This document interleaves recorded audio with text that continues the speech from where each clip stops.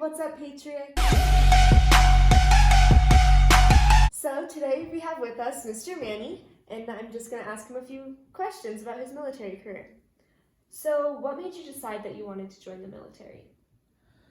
Well, what made me decide that I wanted to join the military was my dad was in the military, and that's kind of the lifestyle that I knew already, and I didn't want to continue on with school. So I was like, well, I'm going to join the military. So when you decided that you wanted to join the military, what steps did you have to take before you were actually in? Okay. So first, before when I decided I want to join the military, I'm like, oh, there's no way I'm going to go to college. I'm tired of school.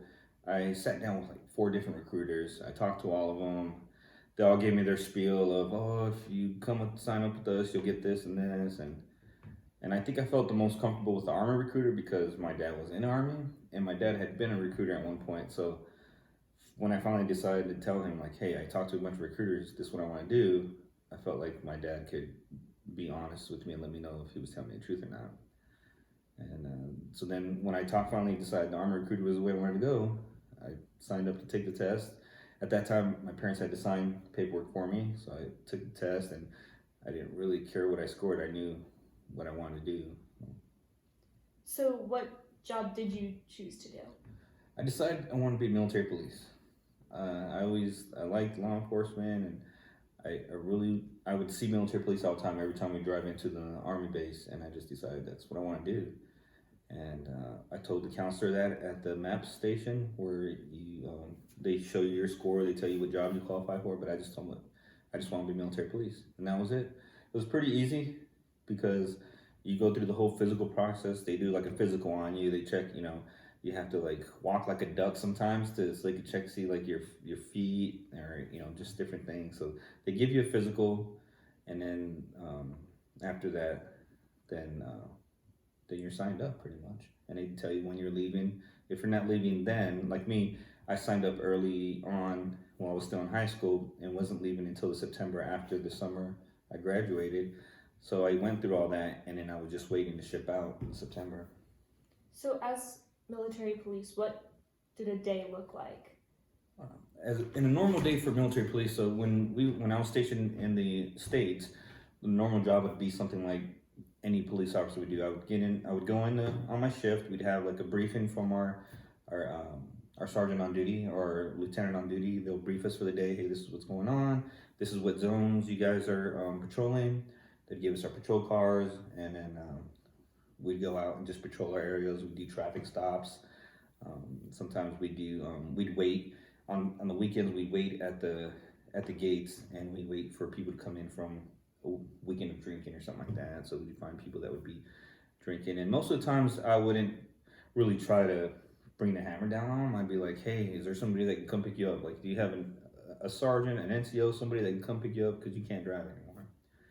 And then we'd respond to domestic violence because there's housing on the military bases, so we'd respond to domestics or people breaking into houses. We respond to that. Respond to shoplifting calls at the stores on the base. That was a normal day in the States. Now, when I was in Iraq, it's a totally different mission because we would provide security for convoys. So people, for example, when our Iraq war kicked off, people would need to go all the way from Kuwait up to northern Iraq, and we would provide security for them doing that, or we'd have to escort detainees or people that were trying to kind of attack U.S. forces. If we detained them, we'd have to take them to either their court hearings or we'd have to take them to the prison. So was there anyone that you had to protect on either side? And could you go into detail about that? So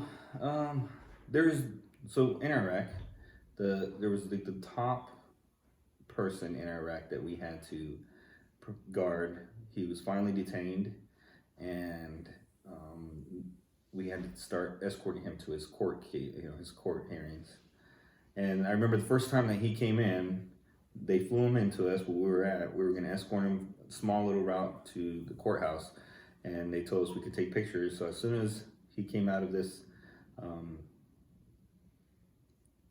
helicopter, I took a picture and my flash went off, and everybody swarmed right to that vehicle, and they're like, what are you doing? You can't take pictures? I'm like, we just had a briefing that you said we can all take pictures. And So, anyways, they made me delete the picture, and we after that we couldn't take pictures. So, I guess I ruined it for everybody.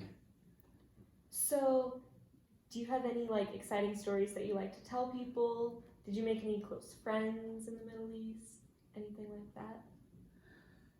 One of the most exciting stories that I probably have is that I was driving. We were driving to Abu Ghraib prison, and on this main supply route we were driving on, an IED went off, and we had a detainee in our vehicle, and all I can remember him just screaming, and my ears were ringing because I was in the gunner's turret, but all I remember is the vehicle going on two wheels, and it jolted me around in the gunner's turret, kind of like just a rag doll.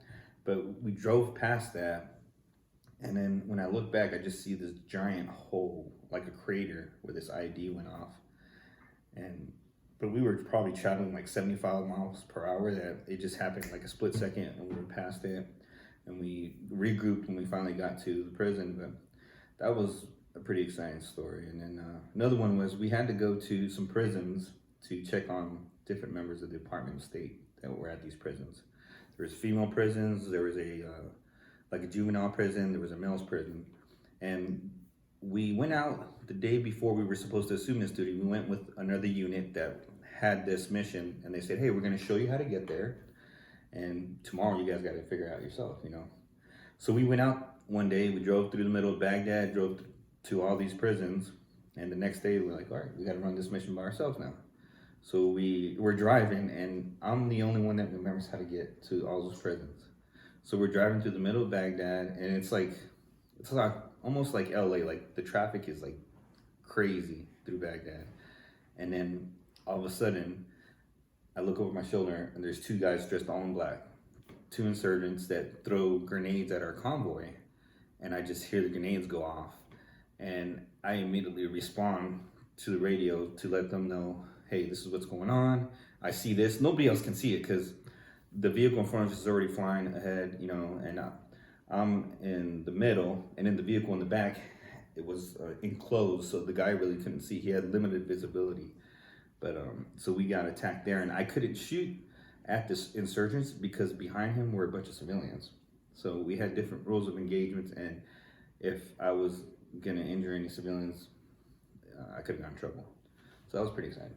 Wow. So is there anything else that you want people to know about the military? Any other stories that you like to tell? I definitely, I will say that the military definitely gave me a lot of experience, life experience. I definitely learned a lot. I feel like, you know, if my kids came to me and said that they want to join the military, I wouldn't mind. I would hope maybe they would try to pursue something else, but I'm not going to say that I wouldn't want them to be in the military. The reason why I got out though is just that my wife and I found out we were pregnant with our first child, and I didn't want to continue to be deployed and be away from my family since I grew up in that lifestyle. My dad was always gone. My dad had a couple of tours overseas. My mom was working full time, so I just didn't want to do that. And so then after my 5-year enlistment, I decided that I was going to get out. But I definitely love what our troops do for our country. There's a lot of things that people don't know, what they don't see. And if you ever get a chance to thank a veteran, I would say, just thank them. Well, thank you very much. You're welcome.